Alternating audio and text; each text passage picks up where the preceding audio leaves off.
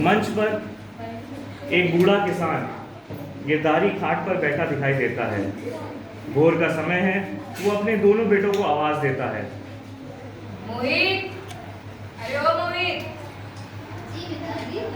क्या कर रहे हो तुम? अपने छोटे भाई रोहित को लेकर मेरे पास आओ और अपनी माँ से कहो वह मेरे लिए नाश्ता तैयार करे। रोहित, तो पिताजी को जी पिताजी बताइए।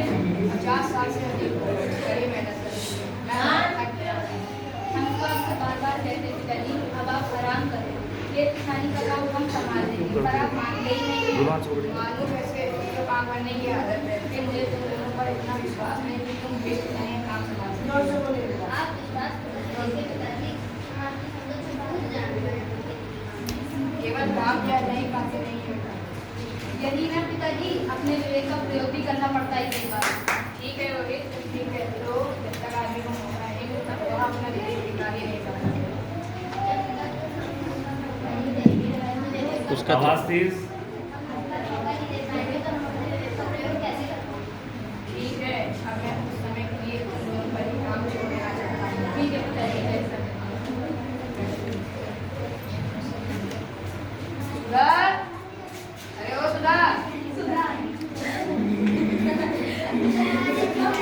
मैं तुझे 2 थैलियाँ दी थी, क्या उन्हें क्या करके दे दूँ?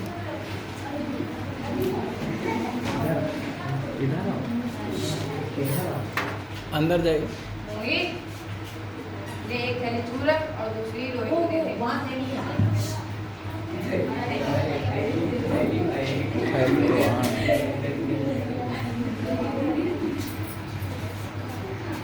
तो आप लोग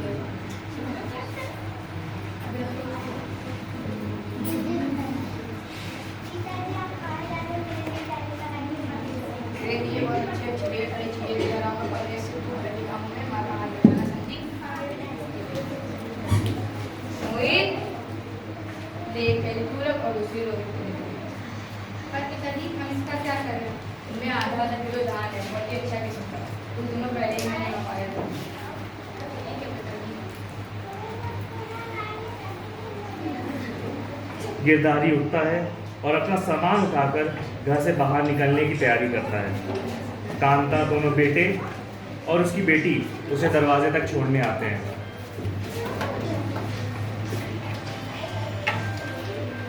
गिरधारी चला गया सैर सपाटे पे। घर का एक दूसरा दृश्य जिसमें रोहित एक क्यारी में कुछ रोकता हुआ दिखाई देता है।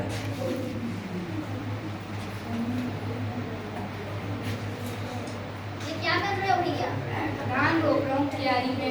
जैसे बच्चे वाले काम कर रहे हो भैया। मैं जो कर रहा हूँ मुझे करने दो, तुम जाओ यहाँ से। पिताजी लौट कर बहुत नाराज होंगे भैया। जो होगा देखा जाएगा, तुम जाओ यहाँ से। मोहित उसे क्यारी में काम कर छोड़ वापस चला जाता है। अरे मोहित, तुम्हारे पिताजी की चिट्ठी आई थी, आज शाम को वह आ रहे हैं, कहीं जाना नहीं तुम लोग। ठीक है माँ जी। रोहित और सुधा कहाँ हैं? वह भी यहीं घर में। उन्हें भी बता देना। चिट्ठी की सूचना देने के बाद सब लोग बहुत उत्साहित होकर अपने पिता का इंतजार करते हैं। गिरधारी मंच पर वापस आता है और अपने परिवार के साथ समय बिताते हुए दिखता है।